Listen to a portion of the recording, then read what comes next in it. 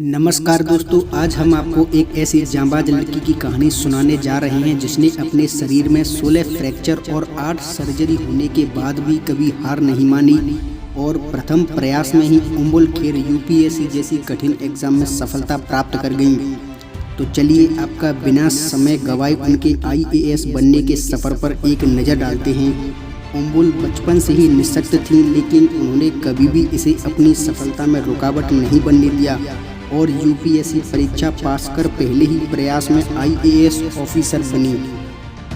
उम्मुल खैर bone fragile disorder नाम की खतरनाक बीमारी से पीड़ित हैं, जिसके चलते शरीर की हड्डियां कमज़ोर हो जाती हैं।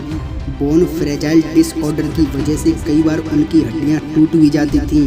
उन्होंने अपनी लाइफ में इस बीमारी की वजह से अभी तक कुल 16 फ्रैक्चर और 8 सर्जरियों को झेला है।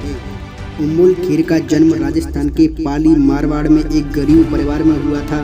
परिवार में 3 भाई बहन और माँ बाप थे।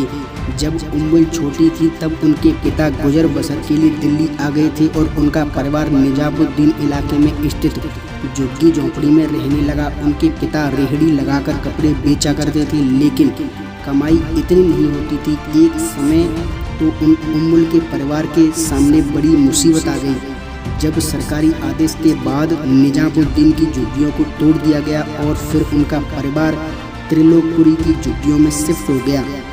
उम्मुल खैर के लिए यूपीएससी की तैयारी करना बिल्कुल आसान नहीं था, क्योंकि उनके परिवार की आर्थिक हालत बहुत ज़्यादा ही खराब थी।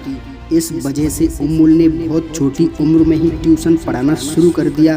ट्यूशन पढ़ाकर जो भी पैसे आते उससे वह अपने स्कूल की फीस दिया करती थी। उन्होंने 10वीं क्लास में 91% और 12वीं क्लास में 89% अंक हासिल किए थे। अतः उम्मुल के संघर्ष की कहानी उन जैसे हजारों लोगों के लिए प्रेरणा है। आशा करते हैं कि उम्मुल खैर की प्रेरणादायक कहानी आपको अच्छी लगी होगी। अपना कीमती समय देने के लिए धन्यवाद।